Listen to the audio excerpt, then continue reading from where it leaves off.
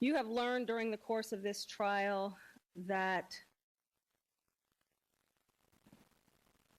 Casey Anthony is the only person who had access to every single piece of evidence discussed by Mr. Ashton today and yesterday.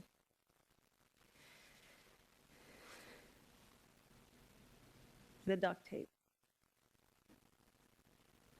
the laundry bag, the blanket, the shorts, the car.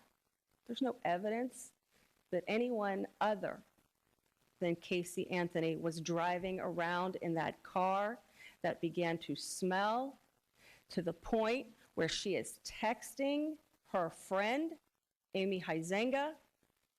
I think my dad has run over a dead animal. She texted that to Amy Huizenga about 15 minutes before her boyfriend, Tony, picked her up at the Amscot. So you would think if your car smells like there's a dead animal plastered to the frame of it, maybe you check the trunk. Maybe you see if there's a garbage bag or a trash bag in the trunk. That trash bag was placed there as a decoy.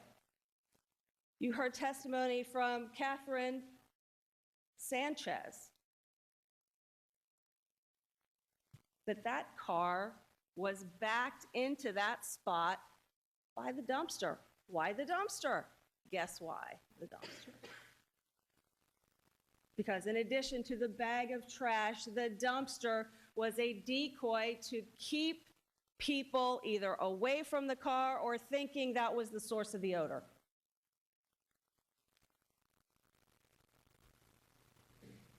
The Anthonys didn't have access to that car. George Anthony didn't know where that car was.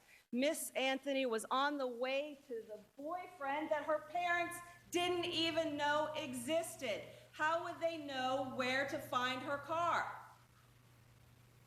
She told her mother she was in Tampa or Jacksonville or somewhere. They didn't know where she was or where the car was.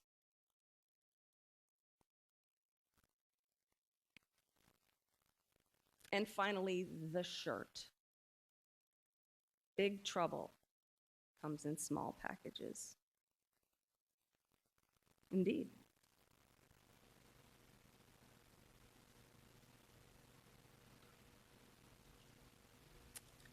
Cindy Anthony told you that shirt was not one that she was familiar with. She did the laundry.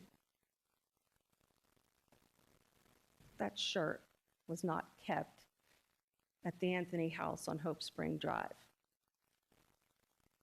That shirt was kept in the car, in the diaper bag or a backpack, because we saw it on 2 different occasions at Ricardo Morales' apartment in January of 2008, and then again in March.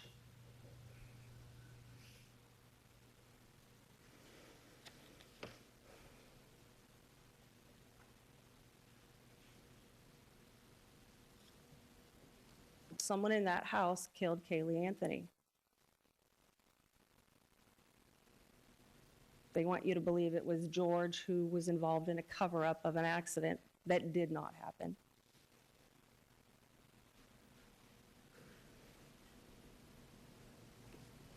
Even George Anthony didn't have access to all of these things. Only Casey Anthony did. No one else tried to cover up and lie and lie and lie and lie, and I can go on a dozen or more times.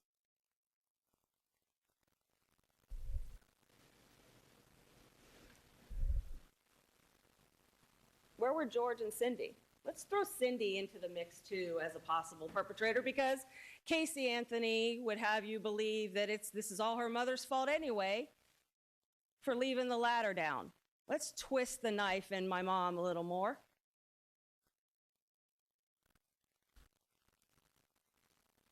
The cover-up is her dad's fault. Let's twist the knife in him too. What were George and Cindy Anthony doing in June and July of 2008? They're living at home. They're going to work. And they're missing their granddaughter.